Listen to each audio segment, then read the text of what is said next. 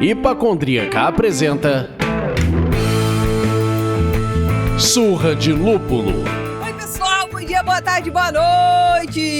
Eu sou Ludmilla, mais conhecida no Instagram como Hipacondríaca, e o episódio de hoje é o 13º, e não é o salário, meus amigos, é o 13º episódio que traz luz para as nossas vidas escuras sobre essa série maravilhosa, Cada Cerveja Uma História, e hoje é dia da mãe. Da mãe, não é qualquer cerveja, é o dia da mãe de todas as Pilsens. Alô, Lloyd, Henrique Boaventura aqui, e a gente só tá trazendo a luz porque os copos eram de cristal. Alô, salve, salve, aqui é Gabriel, e eu só posso dizer que eu só fiquei com mais vontade de que essa cerveja seja mais disponível cá no Brasil, porque, ai, que coisa, né?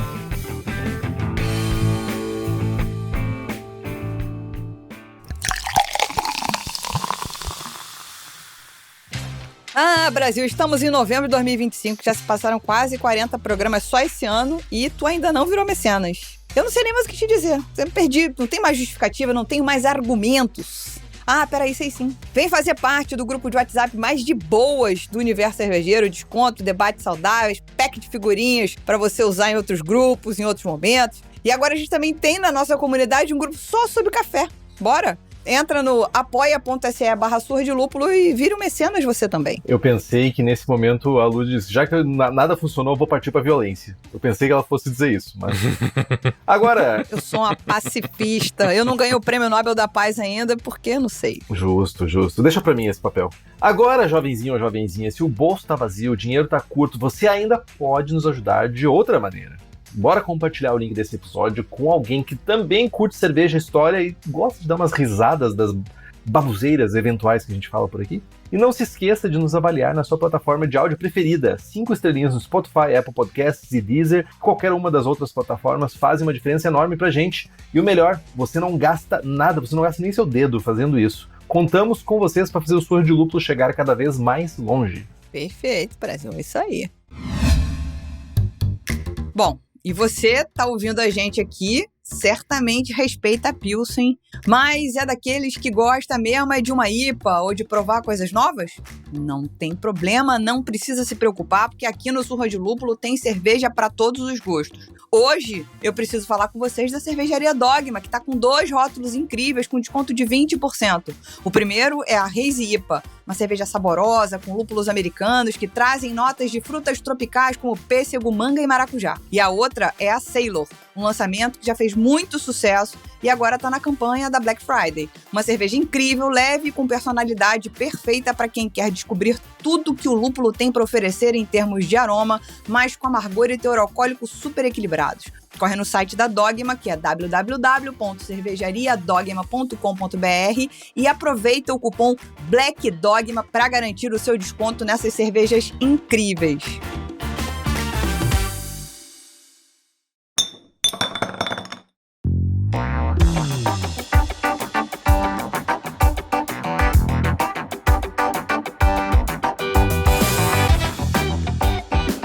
Agora, meus amigos, sem mais delongas, né? Sem mais mimimi bobobó e dando continuidade àquilo que a gente fez aí recente com a Vitibir, o programa de hoje, a gente vai mergulhar não apenas na história de uma cervejaria específica, mas de um estilo icônico.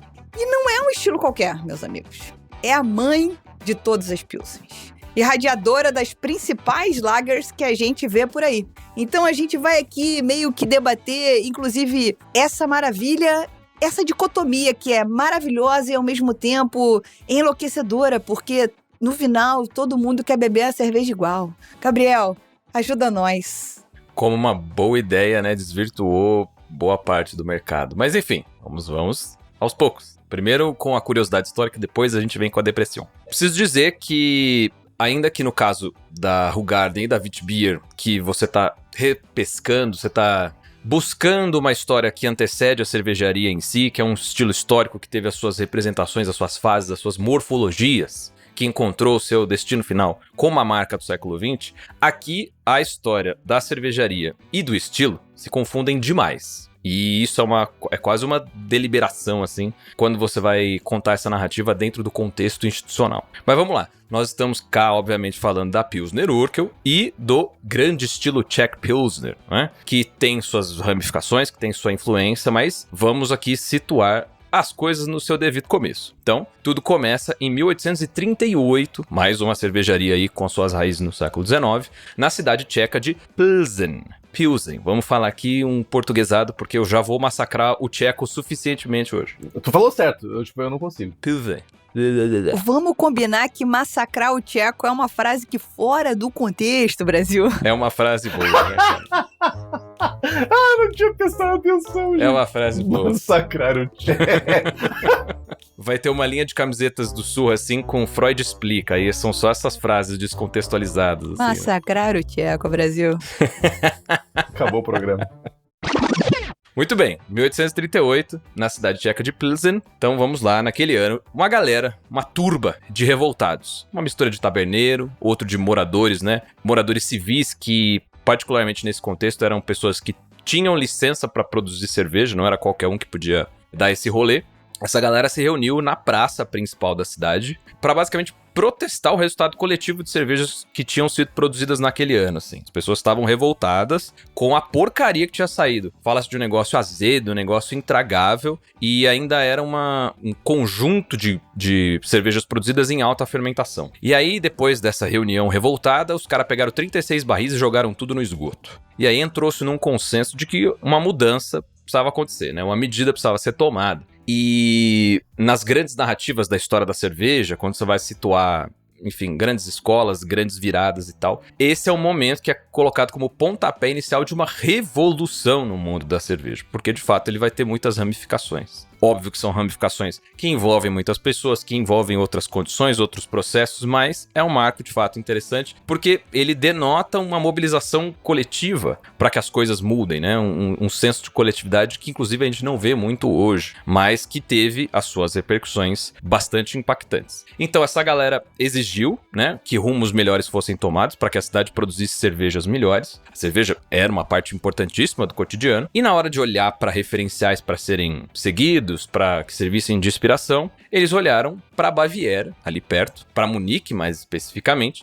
onde os seus cervejeiros vinham desenvolvendo técnicas mais eficientes, que vinham obtendo excelentes resultados, e aí pensou-se, quem sabe? Vamos seguir aí nessa linha. E lembrando que nessa época, Munique já existia a Spaten e a dupla de pai e filho, ambos Gabriel Zettelmeier, dos quais a gente já falou no episódio específico sobre a Spaten.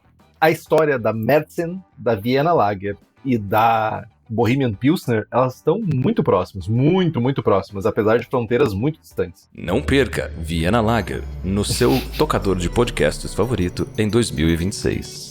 MP3 de pílula, de cápsula. O seu toca-fita, né? Enfim, nesse momento, essa galera, esses empresários taberneiros, esses moradores licenciados, eles se comprometeram não só a fazer uma campanha, mas se envolver diretamente para que essa realidade, para que essa mudança prática fosse alcançada. E a galera literalmente fez uma vaquinha. A galera se comprometeu na arrecadação de fundos para construir uma nova cervejaria quase comunitária que pudesse pôr em prática essas novas diretrizes de produção em prol de um estilo de cerveja adequado, constante, agradável. E entrou-se no consenso de que essa nova cervejaria se chamaria Bürgerbrauerei, né? Que seria a cervejaria dos burgueses, dos cidadãos do burgo. Então aqui eu vou me referir a ela como cervejaria dos cidadãos daqui em diante, só pra gente não perder de vista. Mas em tcheco também era Měšťanský pivovar. O primeiro massacre do tcheco já aconteceu. É a primeira e o último momento que tu vai usar o tcheco no programa. A surra no tcheco está acontecendo. Vamos lá. Não perdeu o foco. Perdemos Ludmilla. Nesse momento a gente perdeu brevemente Ludmilla. Eu tô aqui, cara. Eu tô tentando não soltar todas as piadas da quinta série que é pro programa andar, mas vocês aparentemente não estão muito afim disso, entendeu? Então... A gente só tá jogando verde, cara. Se você e o ouvinte pegarem e cascarem a bicota no meio da rua, é isso que eu quero. Meu Deus, cara, vocês estão jogando verde, a lata da Pilsner que cor? Aí, ó. Rest my case. Tudo se conecta no tempo e no espaço. Mas enfim, nesse esforço de arrecadação financeira para tirar esse projeto do papel, rolou até hipotecagem de casa. Os caras levaram o bagulho muito a sério. Mas, pelo menos, todo mundo que se envolveu nesse investimento teve a sua dívida ressarcida e o projeto, como a gente sabe, foi bem sucedido.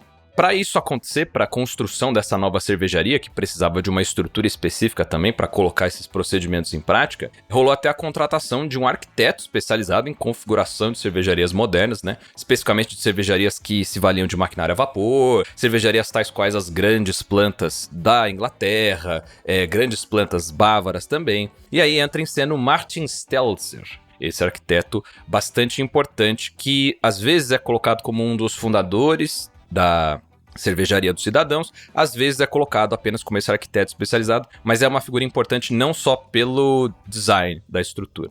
Já chegaremos nisso. Então, com esse design do Martin Stelzer, a planta ela foi estabelecida no distrito de Bübank, na cidade de Pilsen, onde você tinha dois recursos muito importantes para o sucesso dessa operação. Um, que era um suprimento de água mole, bastante fácil. Mole ou macia, Henrique? Me tira essa dúvida aqui. Água mole. Água mole. Então tá bom. Mole e dura são os sinônimos. Mas a gente vai chegar nesse rolê e perdemos Ludmilla pela segunda vez no programa. Vamos exatamente, exatamente. Aqui, beleza. Olha o beicinho risonho ali. Água mole em pedra dura, tanto bate até que fura. E falando em pedra, a outra coisa importante é que essa região ela tinha as fundações de arenito propícias para a construção de adegas para o resfriamento a frio dessas cervejas produzidas, que é uma parte importantíssima do procedimento lager, que é o grande categoria da qual a Bohemian Pilsner vai ser um dos bastiões, digamos assim. E agora, outra grande contribuição do Martin Stelzer, que foi trazer um cervejeiro responsável por essa transformação. No caso, é o cervejeiro chamado Josef Groh, da Baviera, que era considerado um sujeitinho muito rude. Sujeitinho cuzão, cujo pai falou que era um dos piores seres humanos na face da Baviera. Não tô brincando. Um grosso. Um grosso. O grosso chegou! Setembro agora vai entrar o grosso. É muita referência. Desculpe. Bom, ele foi trazido para Pilsen justamente pelo Stelzer. E ele era filho de um cervejeiro e por estar inserido naquele ambiente bávaro, ele já tinha uma boa iniciação, um bom domínio das técnicas de produção em baixa fermentação, que tinham essa reputação também fora da Baviera, consequentemente ali na cidade de Pilsen também, que os caras queriam tomar para si, se apropriar e desenvolver algo localmente em prol da tradição cervejeira do local.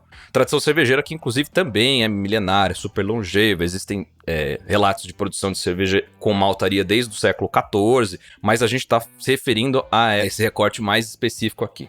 E falando também desse trânsito do Josef Groh da Baviera para a Boêmia, é importante lembrar que nessa época também os intercâmbios eram muito importantes. Intercâmbios de saberes, intercâmbios de procedimentos, intercâmbios de tecnologias e de insumos. Aqui, especificamente, o insumo da levedura. E não custa a gente lembrar de coisas que a gente já falou nesta série, como o Sedlmayrs, da Spaten, o Jacob Christian Jacobsen, da Carlsberg. E uma diquinha aqui, e aqui é um salve para a gloriosa Bia Amorim. Ela me indicou um artigo muito legal, publicado em 2023, que chama A New Hypothesis for the Origin of the Lager Yeast Saccharomyces pastorianus. É um artigo muito legal que transita entre ciência genética e história. Eu vou linkar ele no blog post, para quem se interessar. Infelizmente só está em inglês, mas é uma ótima leitura e que lida também com o impacto desse trânsito e desse intercâmbio entre esses produtores de cerveja e até intercâmbios e movimentos de gente que vão à rota da seda até a China e o Tibete, é muito legal. Enfim, chegando agora a resultados mais concretos. A cervejaria foi erguida lá em Pilsen. O Josef Groh trabalhou, pôs em prática leveduras, pôs em prática insumos, pôs em prática procedimentos. E aí, finalmente, em 1842, algumas datas dizem que a primeira braçagem e o primeiro serviço terminaram em 5 de outubro de 1842. Outros marcam a data da Feira de São Martinho em 11 de novembro de 1842 como a primeira oferta pública dessa nova cerveja, né? Uma bebida dourada, brilhante, que foi surpreendente para quem a bebeu e foi um sucesso muito rapidamente. Aí os porquês, as minúcias, esses detalhes técnicos, obviamente, eu deixarei para o meu amigo Henrique Boaventura. Mas vale dizer que nesse momento, a cerveja ela ainda era meio categorizada como Pale Lager, né? Nesse sentido, uma lager pálida.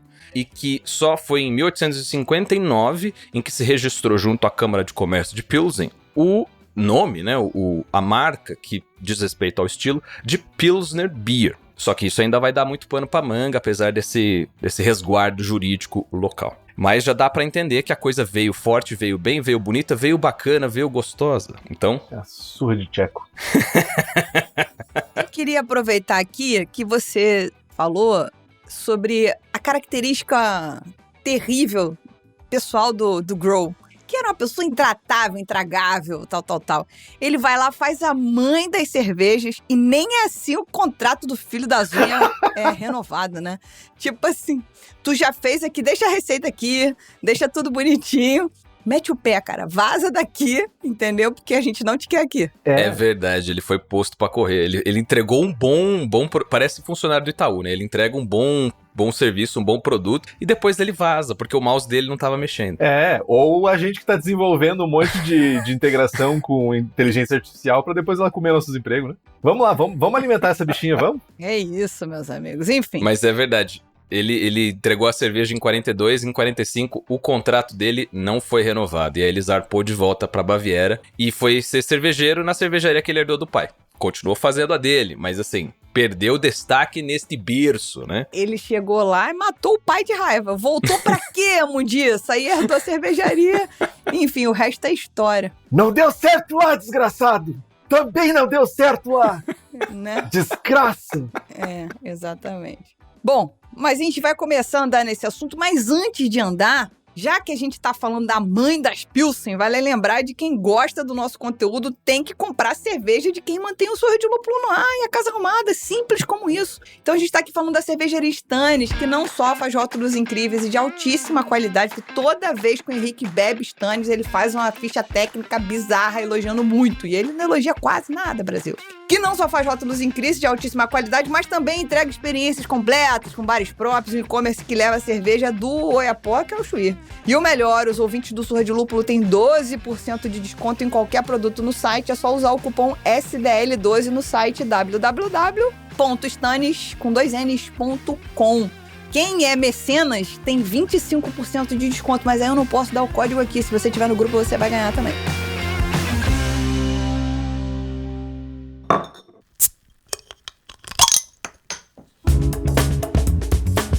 Bom, Henrique, fica calmo, vai chegar a sua hora. A gente vai chegar justamente nessa hora mais linda de todas, que é pra ele falar pra gente de todo o mise-en-scène técnico e etc.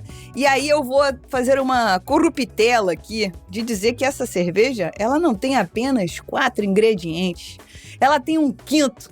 Ela tem um ingrediente tão importante quanto que quem vai nos iluminar é o rapazinho aí, o Henrique Boaventura. Fala pra gente, amigo. Eu gostei de ver que ela dá um tapa, né? Dá um tapa, um cascudo, e depois ela pega e faz um carinho, né? Praticamente um efeito sanduíche, né? Mas foi antes falando que eu não elogio ninguém, que eu sou uma pessoa ruim, que eu não mereço estar nesse planeta, assim como o Joseph Grohl. Ficou subentendido. Ainda bem que tá gravado, né? Ainda bem que tá gravado, Jesus. Pessoa intratável? Conheço alguém. Essa falta você perdeu a chance. Tem um cara aqui assim, tipo, ó, e não é o Gabriel. Só faltou dizer isso. Vamos lá. Vocês estão acostumados nesse programa a ouvir a voz suave, cocrante de Gabriel falando e trazendo muitos assuntos. Hoje vocês, infelizmente, vão ter que ouvir um pouquinho também da minha, porque tem muitas coisas técnicas, muitas conexões, muitas conjurações técnicas que foram feitas pra gente chegar na Pilsner Urquell. Eu andei pesquisando, que eu sempre falei errado a minha vida inteira. Mas aqui a gente tá falando basicamente de uma cerveja que tem fatores primordiais de cunho de ingredientes. Primeira coisa, a água de Pilsen. Famosa água de Pilsen. Só não mais famosa que a água de Agudos. A cidade de Pilsen, ela é conhecida, ela é renomada por possuir uma água muito macia, muito mole, por assim dizer. O que a gente entende como uma água mole?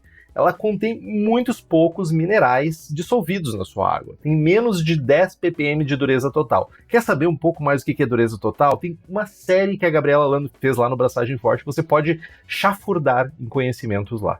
Olha, um comentário, hein? Eu sou muito leigo, sou historiador, não entendo nada de química. Essa série é um brinco. Aí, ó. Dá pra acompanhar. É instigante para um caboges. Olha só, Brasil. Agora como é que ele tá? Ele tá parecendo um dirigível. Todo inflado.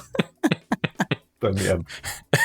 Então, ela tem baixos níveis de cálcio, magnésio e sulfato. O que isso gera? Isso gera uma característica técnica, tem um impacto muito grande, que é realçar o sabor do malte sem dar ênfase ao amargor que vem do lúpulo. Então, essa água permite que a cerveja feita com essa água tenha uma adição de lúpulo alta, sem gerar aquela aspereza, sabe? Que a gente vê em algumas IPAs, que ela chega a raspar a garganta, aquela aspereza ruim. Essa água permite que a gente tenha cargas maiores de lúpulo, maior amargor, sem necessariamente tornar a cerveja com amargor áspero. Aí a gente vai para a segunda questão aqui, que também favorece muito, que antes de 1942, tudo era marrom. Na verdade, boa parte das cervejas, raríssimas exceções, porque era cara, geralmente, essas cervejas feitas com maltes claros, que eram secos ao ar, ao vento ou ao sol, todas as cervejas, industrialmente falando, elas eram um tom de marrom,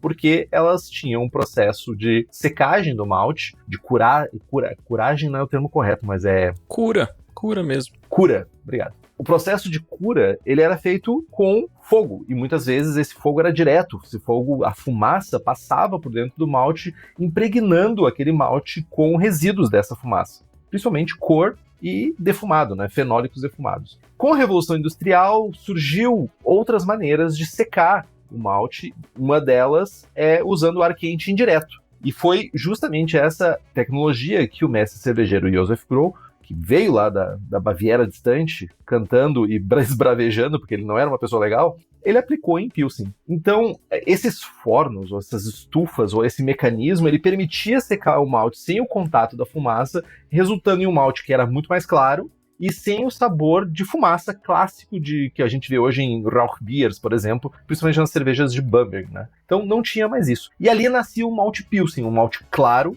que é a base, né, de uma Pilsner Urquell, que eu não sabia que era Pilsner Urquell até agora. E tem um outro fator também, que é outro método de secagem, também que ficou famoso e muito usado na República Tcheca, é o famoso floor malted, ou o malte seco no chão.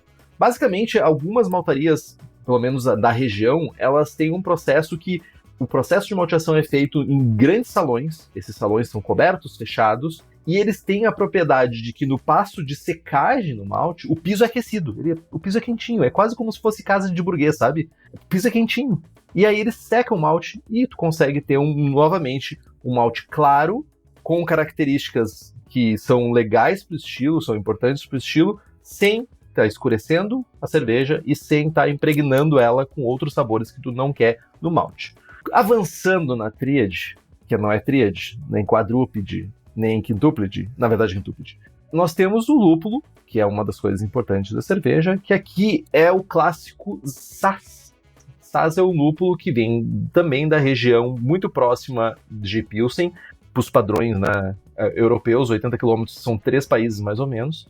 Então, ele é cultivado na região de Žatec, que eu tenho certeza que não é assim que se pronuncia, mas ele faz parte de 4 variedades muito importantes europeias, que são as mais tradicionais, historicamente falando, né? O Saaz, junto com o Tettnanger, o Hallertau e o Spalt, são lúpulos clássicos que formaram meio que essa base de estilos clássicos europeus. E esse parente da maconha, sim, o lúpulo é um parente da maconha, ele tem um baixo teor de alfa-ácido. Na época, de 3 a 4%, hoje, menos de 2%. E ele garante que a gente tem um amargor presente, mas ele é mais refinado, um amargor mais limpo, porque ele tem menos alfa-ácido. E ele também é carregado de óleos essenciais que geram aromas florais, herbais e até mesmo um leve picante, que são característicos dessas cervejas Pilsens. Então, lá na Urquell, os lúpulos são adicionados, né? O Saaz ele é adicionado em 3 estágios. Ele é feito uma adição no início da fervura, que é basicamente o que vai trazer o amargor para a cerveja, a boa parte do amargor. No meio, que vai reforçar alguns outros sabores que vão ser extraídos e volatilizados desse lúpulo. E no finalzinho do processo, que é para ter aquele aroma mais fresco e floral. Como o Gabriel já mencionou, né, a gente falou um pouquinho sobre a levedura Lager, que foi um grande diferencial na época, que é basicamente uma mudança de conceito, né? A gente tinha cervejas fermentadas, que eram de alta fermentação, fermentada ali na faixa dos 18 a 22 graus, e a gente migrou para uma fermentação a baixas temperaturas por causa dessa levedura contrabandeada pelo Joseph Groh, que ele era mau, ele era ruim, ele era uma pessoa ruim. E essa cerveja, essa levedura, na verdade, ela tem uma virada de paradigma muito grande, que é produzir cervejas limpas, neutras e sem aquele éster frutado clássico de leveduras ales. Então, a linhagem usada lá na Pilsner Urquell é descendente direta dessa cepa bávara, que é mantida até hoje, replicada em laboratórios para garantir a tal da pureza genética da levedura, né? Tem um fator legal que, historicamente, ela era fermentada em tanques abertos de madeira. Ela e praticamente todas as cervejas da época. Mas, hoje em dia, isso é feito somente por um pequeno volume total da cerveja, que é mais ou menos para manter o marketing funcionando, manter as coisas, sabe, tirar foto bonita, tudo isso. Mas os tanques de madeira, eles são neutros, eles não conferem nenhum sabor para a cerveja, e eles atribuem ainda que esses tanques são usados para fazer benchmarking sensorial contra a produção moderna em tanques inox. Então eles produzem na madeira e comparam com o que é feito em inox. Duvido, não duvido. Mas, e além disso, temos o processo clássico, né, de cervejas lagers, que é a maturação longa dentro de cavernas, que mantém uma temperatura constante baixa, que vai fazer com que a levedura lentamente fique cristalina. E a maturação, ela permite isso, além de que na época a gente tem que levar em consideração que a fermentação não é um processo como a gente tem hoje, tem toda uma ciência por trás. A fermentação era quase um processo mágico para as pessoas que produziam cerveja naquela época. Então a longa maturação também permitia que certos problemas de fermentação lenta e gradualmente sumissem. Então isso era muito importante. E aí a gente chega no quinto ingrediente dessa mistura, desse cuscuz paulista, que seria o cristal da Boêmia. Por quê?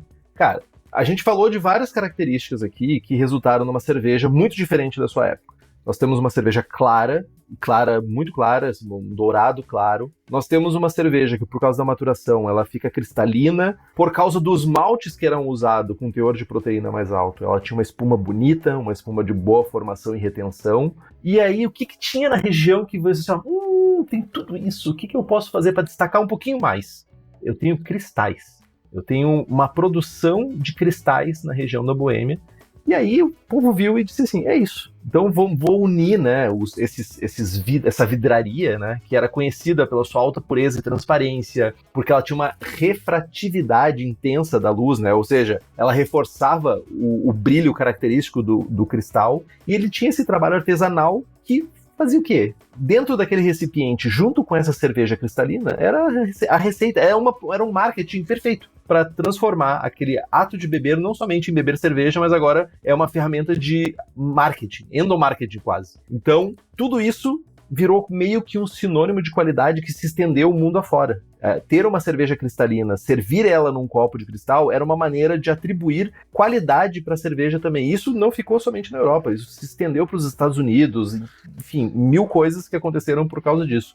Então esse foi o novo padrão visual que influenciou o mundo todo, e todo mundo queria tomar cerveja num copo de cristal e uma cerveja lager clara, cristalina, com uma espuma bonita. É isso, meus amigos. Uau! Bastante informação sobre a parte técnica e como é que isso reverberou até hoje na maneira como as pessoas pensam em consumir essa cerveja. Que era uma cerveja leve, agradável, refrescante, fácil de beber, enfim. Então a gente vai percebendo a partir daí que com tanta inovação, o negócio só pode ter dado muito certo. A gente também tem que entender que tudo aquilo que dá muito certo também dá muito errado, né? E assim, a Pilsner Urquell veio com força total. Então, Gabriel, vamos aprofundar e conta mais sobre a gente avançando no tempo, sobre a história dessa mamãezinha maravilhosa. Então vamos lá. A gente já viu que foram muitos fatores convergentes favoráveis, né? fatores da região, mas também fatores de influência humana que viram naqueles recursos todos os ingredientes para fazer um produto distinto, um produto bacana, um produto legal. E por conta disso, a reputação da Pilsner, né, a cerveja da cidade de Pilsen, que era feita não só pela cervejaria dos cidadãos, mas logo você tem outras cervejarias locais adentrando esse negócio também, como a Gambrinus, que a gente já mencionou aqui muito brevemente no episódio da Antártica, porque a primeira cervejaria do fundador da Antártica também se chamava Gambrinus, que é uma entidade germânica que remonta a um rei de Brabante do século XIII, enfim. É uma entidade ligada à cerveja que todo mundo mobiliza, tem até a Gambrinus em Portugal. Mas a Gambrinus de Pilsen foi fundada em 59 e outras vieram ao longo das décadas contribuindo para essa produção e também para a exportação desse tipo de cerveja pela Europa. E essa reputação foi, assim, muito repentina e muito eficiente, né? Pelo fato da região da Boêmia ser parte do Império Austro-Húngaro, foi relativamente simples de fazer uma exportação transfronteiriça de Boêmia para outros cantos, né? Apesar da questão logística de uma cerveja que precisa estar gelada, ter outros problemas aí. Mas você pôde despachar carregamentos por vias fluviais e por uma recém-estabelecida malha ferroviária, o que também ajudou. Então, desde a década de 1850, mais ou menos, você tem vários carregamentos por vias diferentes que vão chegar em Viena, que no caso é a sede da corte do Império Austro-Húngaro, e também esse estilo vai ganhar um status quase cult, né, numa linguagem um pouco anacrônica, em capitais como Berlim e Paris, né? E uma curiosidade, o Henrique, acho que no episódio da Heineken, quando a Heineken ganha uma medalha muito importante na Exposição Universal de Paris de 1889, fez aqui a menção do trem refrigerado que levava Vienna Lager para Paris, que é um advento muito legal e que a gente fala hoje para os transportes de cerveja. Cadê isso daí, meus amigos? Vamos levar a cerveja fresquinha para todo lugar. Mas foi desse princípio da necessidade de transportar essas Bohemian Pilsners que você desenvolveu uma linha de demanda e entrega que levou ao desenvolvimento desses vagões refrigerados que vão culminar na Exposição Universal de Paris também, mas na de 1900, num trem que vai de Viena para Paris, mas que começou a ser desenvolvido numa linha entre Pilsen e Viena. Então a coisa tem essa ramificação também. E novamente, como eu falei antes, os estilos estão intrinsecamente conectados, porque esses vagões, partindo de Viena, levavam o quê? Além de cervejas tchecas, também levavam Viena Lager. Então, alô, programa de Viena Lager. Vem aí. Muito bem, nessa dispersão do produto que vem ganhando um status, vem ganhando um acolhimento, vem ganhando inclusive imitações, já chegaremos lá, ele cruza o Atlântico e em 1873... ou 74, as datas divergem dependendo da fonte. Ele chega, na verdade, no fim de 73, mas a galera coloca 74. A Pilsner tcheca vai chegar nos Estados Unidos, né? E com pouco tempo e uma nova onda de imigrantes, porque você tem fluxos migratórios da Europa para as Américas, dependendo da condição geopolítica, do continente ou de cada país, mas com uma segunda onda de imigrantes da Europa Central, que vão vir com tradições cervejeiras na bagagem que são distintas daquelas dos cervejeiros ingleses, que primeiro começaram a estabelecer uma produção e um consumo cotidianos nos Estados Unidos. Você logo vê uma mudança na preferência e nos padrões de produção no país, até que no final do 19 você já tem uma indústria predominantemente composta por lagers, né? Como o glorioso John Palmer, que não conhece nada sobre mandioca, deu a letra lá do Grão ao Gole. Um abraço pra ele, desculpe a brincadeira, mas ele não entende português, então é isso aí. Tava fora do Brasil, irmão? Tu tava fora do Brasil, irmão? E uma outra nota aqui também para sublinhar essa dispersão e essa influência, pelo menos desde a década de 1880, a gente também encontra anúncios de cerveja Pilsner, anúncios e assim, cardápios de evento, outras notas em periódicos da época no Brasil, né? Só que aí isso é um pouco confuso, porque Pilsner uma hora parece marca, outra hora parece um tipo com várias marcas diferentes associadas e várias vezes ela é classificada como uma cerveja alemã, mas a gente já vê esse vocábulo, né, essa palavra, essa classificação fazendo parte do vocabulário de comerciantes, de promotores de evento, de alfândega no Brasil, e possivelmente alguma dessas Pilsners eventualmente chegou aqui, que é bastante interessante e também sublinha de novo esse apelo que o estilo teve desde o século XIX. E falando já de vocábulo da palavra, eu acho que dá pra gente pensar bastante a partir do próprio nome em si, né? Pilsner. O ouvinte já deve imaginar que Pilsner é alguma coisa que vem de Pilsen, assim como hambúrguer teve a sua origem etimológica como algo que veio de Hamburgo. E esse Pilsner, esse sufixo, ele é bastante comum na língua alemã e também no inglês. Só que é República Tcheca.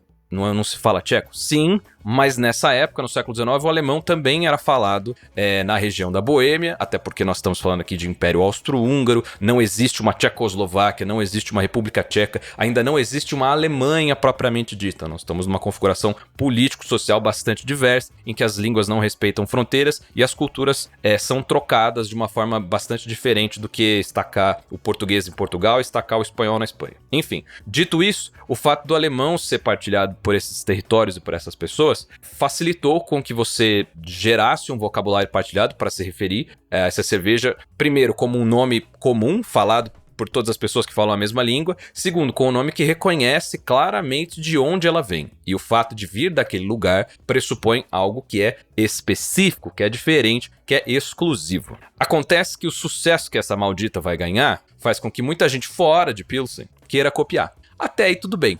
O problema é que as pessoas estavam chamando cervejas feitas em qualquer lugar de Pilsen. E aí isso deu um bafafá danado. Tanto que em 59, como eu já disse, eles foram lá e registraram o termo, a marca quase, Pilsner Beer, para ser usada pelos cervejeiros da cidade. Porém, isso levou a batalhas judiciais e a tretas extrajudiciais para além dali, especialmente com os cervejeiros culturalmente alemães. De novo, a gente ainda não está falando de um território alemão unificado, né? Mas isso culminou no final do século, né, em 1898, mais especificamente, quando a Cervejaria dos Cidadãos resolveu associar o seu pioneirismo à identidade da sua própria marca e também salvaguardar esse estilo, para que não virasse bagunça, né? Então ela foi lá e fez outro registro, na verdade, o registro da Pilsner Urquell, como um rótulo, não como o nome da cervejaria, mas como o seu rótulo principal, que em alemão significa fonte da Pilsner, ou a origem da Pilsner. E aqui, mais uma vez, eu me arrisco no tcheco, Pozenský Prazdroj. Surra de tcheco. Ou seja, vem daqui, tire a mão, pare de encher o saco, seu narigudo safado, certo? E um lance interessante para fazer um paralelo com o nosso tempo, né? Já no final do século XIX, os caras estão basicamente propondo uma proteção, uma denominação de origem à Van Lalette. Então foi preciso lembrar que o negócio tem uma conotação, um contexto específico de produção, ainda que não se fale muito de terroir e condições ambientais muito específicas,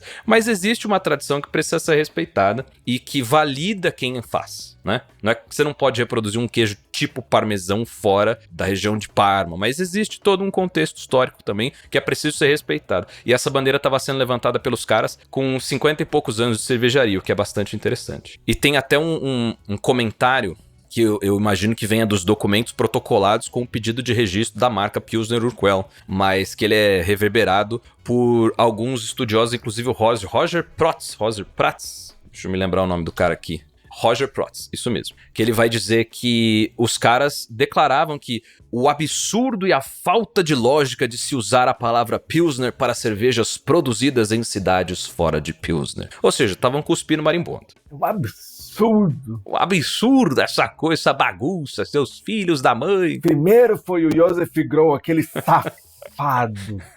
Do começo ao fim a gente tem que ficar lidando com o safado, né? Enfim, esses movimentos com apelo judicial, eles foram sendo dragados ao longo do tempo, até que você chegou num consenso, especialmente com os cervejeiros alemães, de que as cervejas com parentesco feitas por lá não se chamariam Pilsners, acabaram sendo abreviadas para Pils, e depois elas foram especificamente denominadas como German Pils, ou Pils da cidade tal. Isso é um consenso que se respeita até hoje, mas ainda vai um tempo até que o nome Pilsner Urquell, de fato, acabe nomeando a cervejaria como a gente conhece hoje. Isso só vai se dar depois da Segunda Guerra Mundial, na década de 1950. Mas temos aí vários fios interessantes possíveis de se puxar pelo simples nome, né? Na época faz todo sentido, né? As pessoas estavam definindo as coisas ainda, mas são cervejas, se a gente analisar hoje, principalmente, são cervejas bem diferentes. Ah, é feita com malte Pilsen? É, mas uma cerveja que tem um amargor firme, um amargor presente, a outra é uma cerveja mais suave, mais equilibrada, mais maltada. Então a gente tem essa diferença também, até na cor, né? Nós temos do lado uma cerveja mais dourada e no lado alemão a gente tem uma cerveja mais pálida, mais puxando para um amarelo palha, um amarelo mais clássico assim também. Então tem essa grande diferença também dos dois lados. Talvez tenha sido na percepção evidente dessas diferenças, né, de que era muito difícil você conseguir fazer algo completamente equiparável, que fez com que as pessoas aceitassem que eram braços diferentes da mesma história e tudo bem, né? Porque muito provavelmente o que acontece? O malte é fácil de transportar. Lúpulo é fácil de transportar. Agora a água, meu jovem, a água tu tem que ter ela pertinho da cervejaria, principalmente naquela época. E a água, como a gente falou lá no início, ela tem um papel muito importante nessa cerveja. É isso, meus amigos. De fato é que eles queriam protegeram, fizeram bem, mas ao mesmo tempo esse sucesso estrondoso fez com que várias, entre aspas, várias cópias surgissem, né? Que é o que a gente está falando essa pilsenarização que a gente vive até hoje, que agora não é mais Pilsen, é American Lager, American Premium Lager, mas tudo veio daí. É tudo filhote desse mesmo Cruz Credo.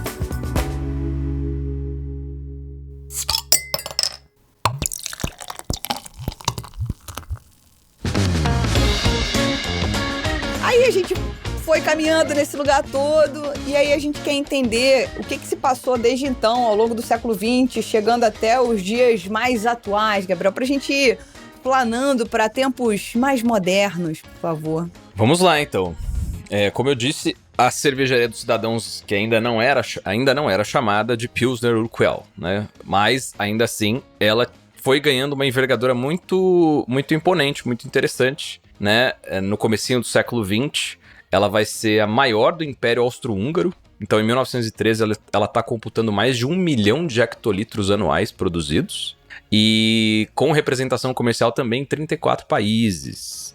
O que é bem legal, levando em conta que esse é o momento de virada em que várias das cervejarias sobre as quais a gente já falou nessa série vão conseguindo uma primeira internacionalização relevante, ou ela só vai acontecer depois do pós-guerra e às vezes quando essas cervejarias já estão sob o guarda-chuva de grandes conglomerados, né? Então 34 países, né? Com certeza países no antigo chamado Além-Mar é bastante relevante, né? E ainda concorrendo com imitações e com coisas que já não chamam mais Pilsner, mas que estão aí com outras categorias, mas em tese oferecendo um produto muito parecido, né?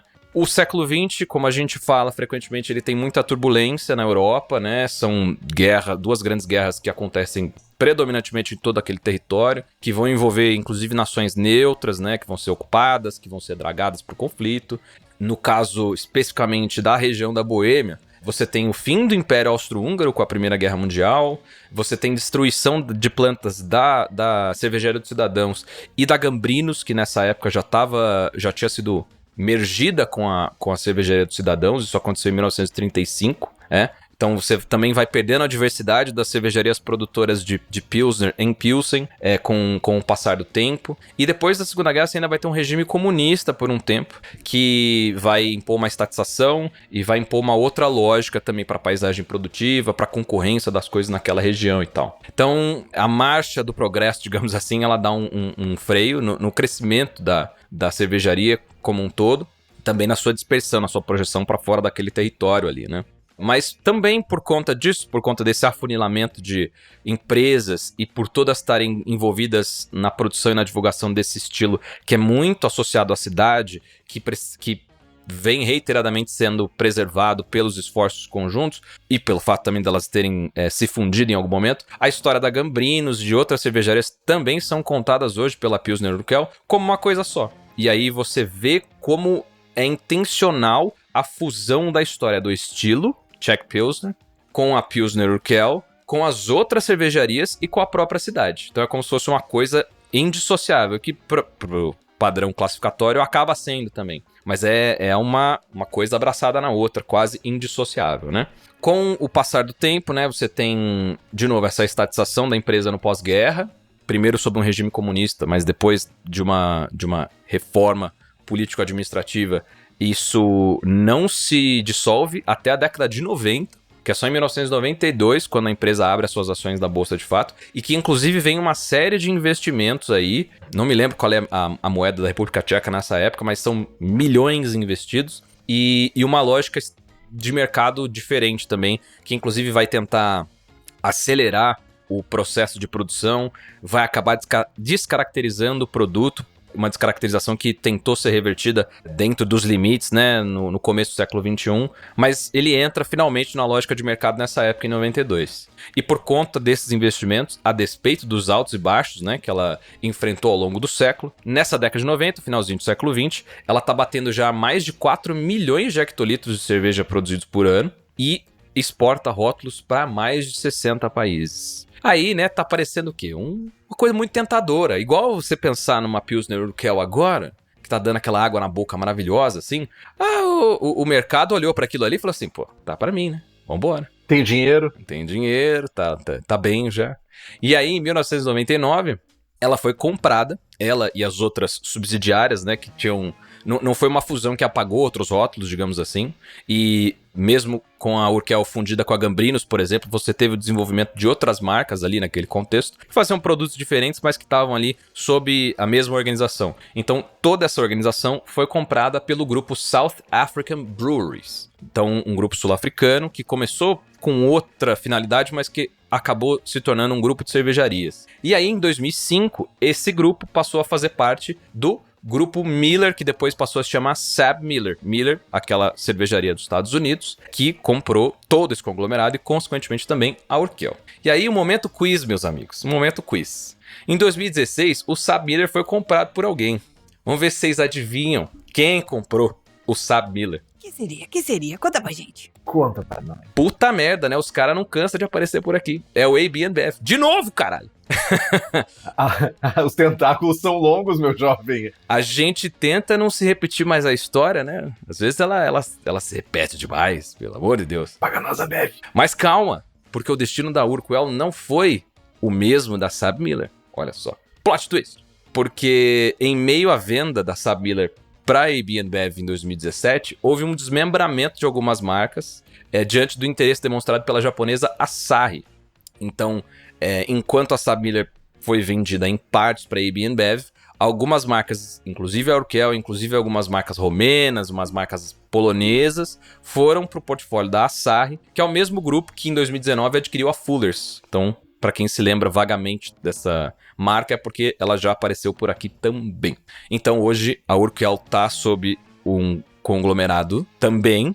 Não é o conglomerado que nos chega cá, por isso que você não tem um Urquell com mais facilidade, tal qual, por exemplo, uma Hoegaarden, Garden, mas o mundo corporativo, ele tem muitos tentáculos e muitos grandes, alguns grandes players vorazes, né? E só para fechar essa história com essa simbiose entre estilo, cervejaria e cidade, é legal de pontuar que hoje existe o Pivovarsky Museum, literalmente o Museu da Cerveja Pilsner, em Pilsen, que é ligado à Urquell. Então, lá a galera tá contando a história cervejeira da cidade e do seu mais famoso e influente produto, juntando tudo, dando um lacinho, colocando essa caixinha bonitinha na sua frente para que você leia essa história com essa unicidade. Mas é claro que existem outros fatores complicadores, alguns méritos, alguns fracassos, alguns tropeços e muitas outras coisas. Mas o importante é que essa cerveja ela é uma delícia e ela foi influente para um Caboges no panorama que a gente tem hoje. Perfeito, sensacional.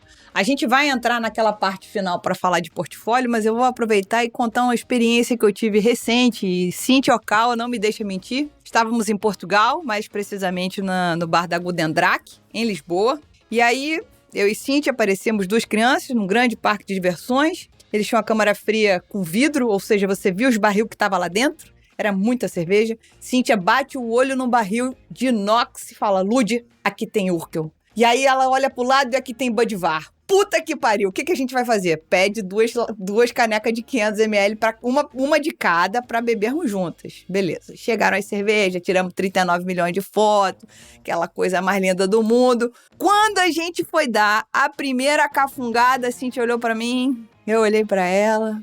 Algo de errado não estava certo nessas cervejas, meus amigos. Primeiro a gente foi de euforia à frustração, né? É a vida, né? Bebemos, Cíntia ainda tentando... Total. A Cíntia tentando ainda se recuperar desse caixote que ela tomou. Sabe aquela onda grande que pegou e blu, blu, blu, blu. Ela falou, cara, é a melhor Brett Pilsen que eu tomei na minha vida. Caraca, velho. Ou seja, a linha devia estar suja há muito tempo. Eles não fazem essa manutenção de maneira correta. e a gente realmente bebeu duas, não uma, porém duas. A Budweiser e a Pilsner Urquell, ambas. As duas estavam bretadas. As duas estavam bem bretadas. Chamamos ainda o gerente da loja pra conversar, por acaso um brasileiro, que merda. Ora, pois. E o cara não fazia mais vaga ideia, o que era brete. Não fazia mais vaga ideia. A limpeza acontece, sei lá, de 3 em 3 meses, passando água apenas, entendeu? Apenas um banho, não é higienização corretamente, por assim dizer. E assim encerra essa minha história especificamente sobre qual foi a experiência de tentar, porque, gente, tá chegando o chopp Pilsner Urquell aqui no Brasil, sim. Porra, aqueles, o barril de PET, porra, barril de inox, a gente tava, cara, sei lá, sabe? Urso do pica-pau, enquanto a cerveja não chegou. Enfim, foi isso, foi frustrante, mas é isso aí mesmo, né, Brasil? Tu quer dizer, Ludmilla, então, que eles davam banho tcheco na linha? Eu acho que eles estavam dando banho tcheco na linha, amassaram o tcheco nessa linha, enfim. Dito isso, Henrique, por favor, fala pra gente sobre o portfólio dessa cervejaria tão icônica. Vamos lá. Da Urquell, a gente tem a Pilsner Urquell, a clássica, que é a cerveja que a Lud teve a desgraça da Roller Coaster of Emotions, tomando ela em Lisboa, né? Isso? Ora, pois. Então, também tem outros rótulos sob o nome Gambrinos, como a original, que ela é uma Pale Draught Beer, que seria uma cerveja pra torneira clara. Tem a Plina, que eu não sei se é o nome correto se pronuncia, mas ela é uma Pale Lager, além das variações não filtradas e não pasteurizadas, que geralmente ficam mais próximas da fábrica, né? Outras marcas como a Radegast, a Primus, a Kozel e a Birrell, que é não alcoólica, e também as cidras como a Frisco e a Kingswood, são parte do portfólio da Urquell. E eu não queria chegar no final desse programa sem recomendar, já que a gente raramente tem a oportunidade, porque tem livros específicos sobre as cervejarias, mas aqui elas contam, a gente tá falando de uma cerveja que moldou o estilo. Eu queria recomendar 2 livros. O primeiro é o Lager, A Brief History of Lager, 500 Years of World's Favorite Beer, que é do Mark Dredge, que é um excelente livro, é um excelente metade de livro e uma mediana outra metade de livro. Então foque na primeira metade. E o Vienna Lager, que é do Andreas Kremeier, que também é muito bom, fala muito sobre essa sinergia entre Munique, Viena e Pilsen. Então, são 2 livros excelentes, vale muito a pena ter os 2 em casa. Inclusive, eu li o digital e comprei o físico faz pouco tempo, porque eu quero ter ele em casa. Perfeito, perfeito. Meus amigos, mais um episódio da série Cada Cerveja, uma história entregue com primor, um bocado de mau humor, uma coisa meio sem noção, as piadas da quinta série aí, vocês já estão acostumados. O importante é não ofender ninguém, né? É isso, nem os tchecos. E se você ouviu até aqui, lembre-se de participar conosco das nossas redes sociais, @surradilúpulo, tanto no Instagram quanto no TikTok. Se tem alguma sugestão de pauta ou convidados, manda um e-mail para contato@surradilúpulo.com.br. É isso, meus amigos. O que a gente fala, meu povo? Até semana que vem. Até semana que vem.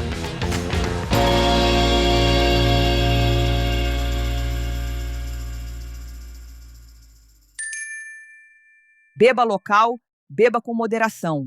Este podcast é produzido pela BAC Produções e Comunicação e está disponível no Spotify, YouTube ou na sua plataforma de áudio preferida. Na nossa equipe, contamos com a colaboração de Henrique Boaventura, Ludmilla Almeida, Gabriel Gurian, apresentação, redação, blog, e Rubens Reis na edição.